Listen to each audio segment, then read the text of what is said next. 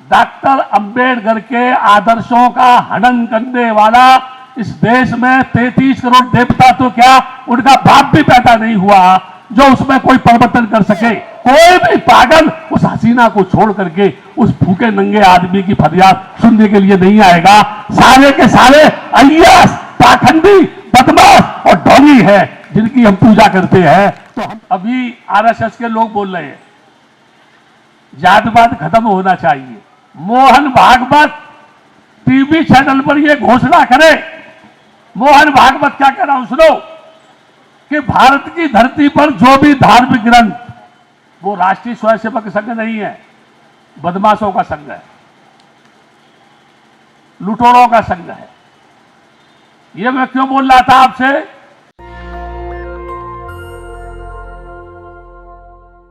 मैं एक बात सोचता हूं, अपने मन में विचार करता हूं। सारे लोग ये बोलते हैं कि जुल्म और अत्याचार हो रहा है। सारे लोग ये बोलते हैं कि संविधान में परिवर्तन हो रहा है। सारे लोग ये बोलते हैं कि आरएसएस बदमाश है। सारे लोग ये बोलते हैं हमको ऐसा नहीं करने दे रहे, हमको ऐसा नहीं करने दे रहे हैं। लेकिन मैं एक बात आप सबसे पूछना चाहता हूं, कभी कभी भिक्षुओं से भी पूछता हूं। एक डॉक्टर अंबेडकर बाल अवस्था से लेकर के अपनी जवानी की अवस्था में प्रवेश करने तक उसने कितने जुल्म सहन किए, उसको कितना अपमानित किया, उसको कितना जलील किया। यहां तक कि स्कूल में पढ़ने के लिए पीछे बैठना पड़ता था। मैं ये वो बात कर रहा हूं जो उनके लिटरेचर में, उनकी आइडियोलॉजी में, उनके जीवन के संघर्ष में, या जिन लोगों ने टिप्पणी की उनकी बात कर रहा हूं। सोचो, इतनी सुविधाएं मिलने के बाद भी आप में कोई परिवर्तन नहीं हुआ। इसका दोषी कौन है? आप मुझे बताओ, इसका दोषी कौन है? अगर आप मुझे पूछे तो मैं ये कहूंगा डॉक्टर अंबेडकर के आदर्शों का हनन करने वाला इस देश में 33 करोड़ देवता तो क्या उनका बाप भी पैदा नहीं हुआ जो उसमें कोई परिवर्तन कर सके। अगर कोई दोषी है तो तुम दोषी हो। तुमने डॉक्टर अंबेडकर के आदर्शों की हत्या की है, शोषण किया है, अपनी दुकान चलाई है, अपने ही समाज को गुमराह करके उसके खून को चूसने का काम किया है। अगर गलत किया है तो बोलो गलत किया है। मैं जो बोल रहा हूं मैं गलत कह रहा हूं क्या? अब ये बताओ, दोषी तो आप हैं, दोष दूसरे को दे रहे हैं। एक डॉक्टर अंबेडकर अकेला पार्लियामेंट में बैठ करके संविधान की रचना करते समय उस समता के अधिकार को, उस विषमता को मिटाने को कानूनी तौर पर मौलिक अधिकार के रूप में उन सबके बीच में तर्क वितर्क करके अपनी बात को मनवाने के लिए बाध्य करता था, मजबूर करता था।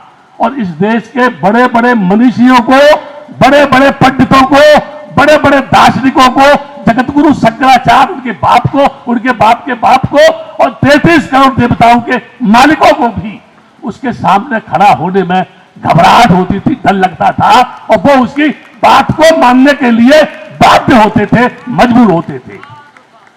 66 वर्ष की आजादी के बाद भी ये समाज उस उन्नति के रास्ते पर क्यों नहीं गया? जो उन्नति की बात करते हैं वो धोखेबाज है, बेईमान है, पाखंडी है, नकाबपोश शैतान है। केवल डॉक्टर अंबेडकर के उस बोर्ड को, डिजिटल बोर्ड को लगा करके जो सौदा बेच रहे हैं डॉक्टर अंबेडकर के नाम पर, अपने ही भोले वाले समाज की गर्दन पर फरेब की छुरी चला करके अपने आप को वो आलीशान ऊंची बिल्डिंग में बैठ करके विलासिता का ख्वाब देख रहे हैं, तब तुम्हारी कौम का भला कौन करेगा?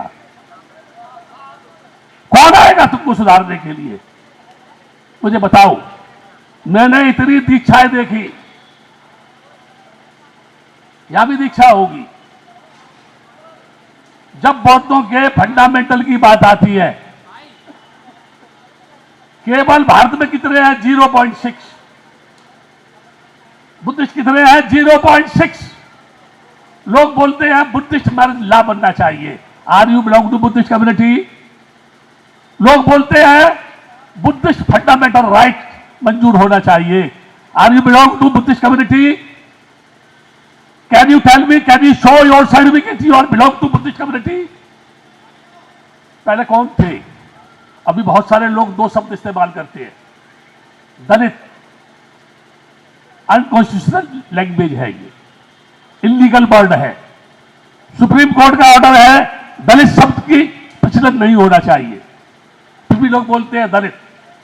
दलित हिंदू न वेद में, न कुरान में, न पुराण में, न दर्शन में, न भागवत में, न उपनिषद में कहीं भी नहीं है। फिर भी हमारे देश के पढ़े लिखे लोग बोलते हैं गर्व से कहो हम हिंदू हैं। मुझे बताओ ये पागल है कि बुद्धिमान है? सब सोचो। यानी क्या कह रहे हैं? गर्व से कहो हम हिंदू हैं? नहीं, ये कह रहे हैं गर्व से कहो हम पागल हैं, गर्व से कहो हम मूर्ख हैं, गर्व से कहो हम मानसिक गुलाम हैं, गर्व से कहो हम प्रतिमाओं के सामने भाग्य का दरवाजा खोलने के लिए आए दिन उसकी प्रार्थना करते हैं। और वो ऐसा है क्षीर सागर में दुनिया की हसीन महिला के साथ रमण कर रहा है दुनिया का मालिक। ऐसा कौन आदमी है जो हसीन औरत को छोड़कर, जो नरम नरम कलाइयों से उसके पैरों को गुदगुदा रही हो, उसके दरवाजे पर एक भूखा आदमी खड़ा होकर के उससे फरियाद कर रहा हो कि हे प्रभु तुम मेरी सुनो। कोई भी पागल उस हसीना को छोड़ करके उस भूखे नंगे आदमी की फरियाद सुनने के लिए नहीं आएगा। सारे के सारे अय्यास, पाखंडी, बदमाश और ढोंगी है जिनकी हम पूजा करते हैं, तो हम बदमाश नहीं होंगे? आप बोलो, हम बदमाश होंगे कि नहीं? दुर्गा के हाथ में त्रिशूल, शंकर के हाथ में त्रिशूल, राम के हाथ में धनुष बाण। अरे तुम सृष्टि के मालिक हो, तुम दुनिया बनाने वाले हो, तुमने दुनिया बनाई है, तुमको हथियार रखने की क्या जरूरत है? तुम किससे भयभीत हो रहे हो? तुम किससे डर रहे हो? वो जानते हैं कि वो नंबर 1 के बदमाश है।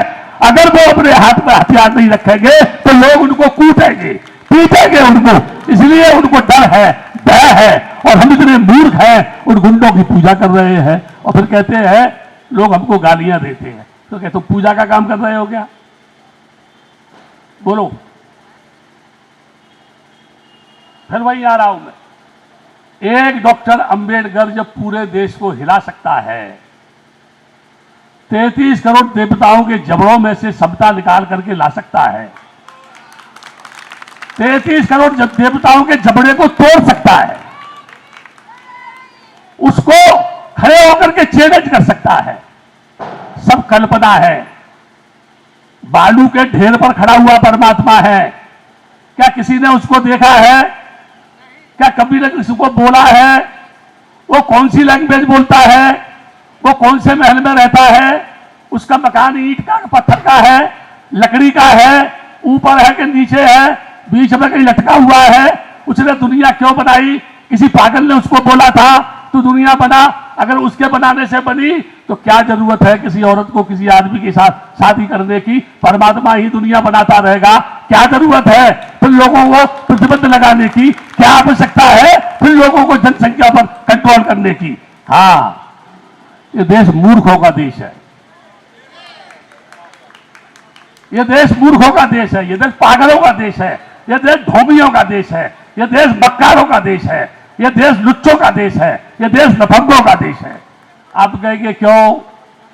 बहुत बुरी बुरी बात कहता हूं मैं, और लोगों से कहता हूं मैं तो मरना चाहता हूं, मौत के लिए जगह ढूंढ रहा हूं, कहीं मुझे जगह दे दो थोड़ी सी। कोई मारना भी नहीं चाहता मेरे को। मैं कहता हूं मैं तो मरूंगा, लेकिन तेरे कुटुंब का सर्वनाश हो जाएगा। मुझे तो मौत आएगी, आज नहीं आएगी तो कल आएगी।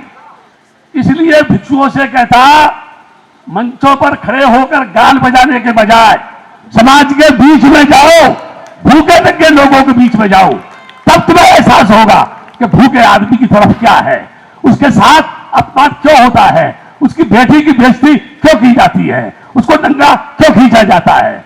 इसीलिए क्योंकि हम में यूनिटी नहीं है, इसीलिए हम में संगठन नहीं है, इसीलिए हम में पावर नहीं है, इसीलिए हम में ताकत नहीं है। हम भी एक दूसरे को गाली दे रहे हैं। हम बोलते हैं वो बदमाश, वो कहता है वो बदमाश, कोई कहता है वो राष्ट्रीय नेता है, कोई कहता है वो आरएसएस की गोद में बैठा है, कोई कहता है वो ढोंगी है, कोई कहता है वो धोखा दे रहा है। मैं ये कह रहा हूं कोई ढोंगी कोई धोखेबाज नहीं है, हम सबके सब बदमाश हैं और अपनी बदमाशी को छिपा रहे हैं और दूसरे के ऊपर आरोप लगा रहे हैं। या तो हम ईमानदारी से अपनी बदमाशी से मुक्त हो जाएं तो क्या कोई बदमाश दिखाई देगा? हर लड़की शर्माती है, डरती है, कोई चाकू दिखा दे ऐसा मत करो मुझको, जो है नरचंडी क्यों नहीं बनती है, महाकाली क्यों नहीं बन जाती है? उस महाकाली की पूजा कर रही है, खुद महाकाली बन जा, लोग तेरी पूजा करेंगे। बन तो सही, बनना नहीं चाहती है। 1 घंटे अपने आप को सजाने में लगाती है, 1 घंटे। मैं सोचता हूं, जरा कड़वी लगेगी मेरी बात, कोई बात नहीं है, गाली आप भी देना मुझको, मुझे कोई तकलीफ नहीं है। 1 घंटा अपने को सजाने में लगाती है, जबकि डॉक्टर अंबेडकर 18 घंटे पढ़ता था, वो अपने को सजाता नहीं था। जब 1 घंटा अपने को सजाने में लगाती है तो 5 मिनट में उस सजाई हुई सुंदरता को धो करके नाली में बहा देती है, तो 1 घंटे सजाने से फिर फायदा क्या है? बोलो, बात मत करो, मैं बात नहीं चाहता, प्लीज बात मत करो। मैं एक बात बोल रहा हूं आपसे, डॉक्टर अंबेडकर ने कोई खूनी संघर्ष किया? हाँ करो या ना? डॉक्टर अंबेडकर ने कभी तलवार चलाई? डॉक्टर अंबेडकर ने कभी युद्ध करने के लिए बोला? केवल कलम चलाई, कलम। हम कलम के महत्व को नहीं समझ पाए। बुद्ध के आके आंदोलन में रह करके मैंने बहुत सारा अनुभव किया, आज भी अनुभव कर रहा हूं, मैं सीख रहा हूं, मैं घूमता हूं लोगों के बीच में, सीखता हूं मैं। और एक बात सीखता हूं मैं, शिक्षा के लिए जितने साधन उपलब्ध कराएंगे आपके बच्चे वेल एजुकेटेड नहीं हो पाएंगे। उसमें सुविधा की आवश्यकता नहीं है, उसमें पढ़ने की आवश्यकता है। आरक्षण खत्म कर दो। अगर तुम इंटेलिजेंट हो, तुम पढ़े लिखे हो, तुम में बुद्धि है, तुम में दिमाग है, डॉक्टर अंबेडकर की फिलॉसफी को तुमने जान लिया है, बुद्ध के ज्ञान को तुमने समझ लिया है, तुम अकेले ही इस पूरे देश को हिला सकते हो। तुम्हारे अंदर वो पावर है, लेकिन तुम अपने आप को मानसिक गुलाम समझ बैठे हो। दुनिया का वो मालिक है, वो मेरे जीवन का कल्याण करेगा। अरे तुमसे ज्यादा मूर्ख कौन होगा? ऊपर हाथ उठा के कह रहे हैं वो मालिक है। जिसने तुमको पैदा किया उसको भगवान मानने को तैयार नहीं है। जिसने तुमको पैदा किया उसको भगवान मानने को तैयार नहीं है।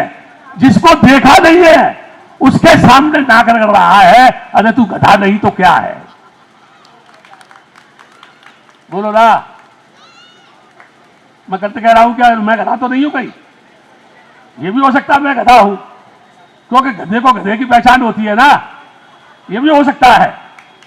मैं कहना चाहता हूं बाबा साहब का नाम लेने से नहीं कुछ होगा, बाबा साहब के गीत गाने से कुछ नहीं होगा, बाबा साहब के नाम पर लोगों के बीच में जहर बनने से कुछ नहीं होगा।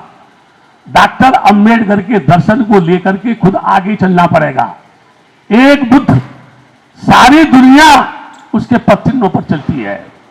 एक डॉक्टर अंबेडकर जिसके संविधान को लोग बोलते हैं बदल देंगे बदल देंगे बदल देंगे, इनके बाप में संविधान बनाने की हिम्मत नहीं थी। जिस डॉक्टर अंबेडकर ने मनुस्मृति में आग लगा दी, उस समय लोगों ने विरोध क्यों नहीं किया? अभी आरएसएस के लोग बोल रहे हैं जातिवाद खत्म होना चाहिए। मैं कहता हूं मोहन भागवत टीवी चैनल पर यह घोषणा करे।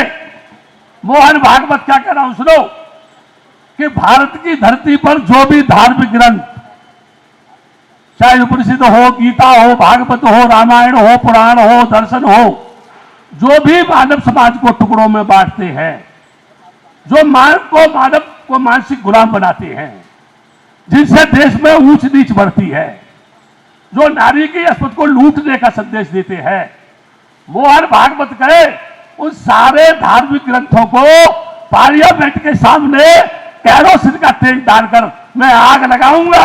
मैं कहूंगा निश्चित रूप से आरएसएस की लोग पूजा करेंगे। करेंगे ना? उसका नाम क्या है? राष्ट्रीय स्वयंसेवक संघ। वो राष्ट्रीय स्वयंसेवक संघ नहीं है, बदमाशों का संघ है, लुटेरों का संघ है। ये मैं क्यों बोल रहा था आपसे? जिस पुष्पमित्र शुंग ने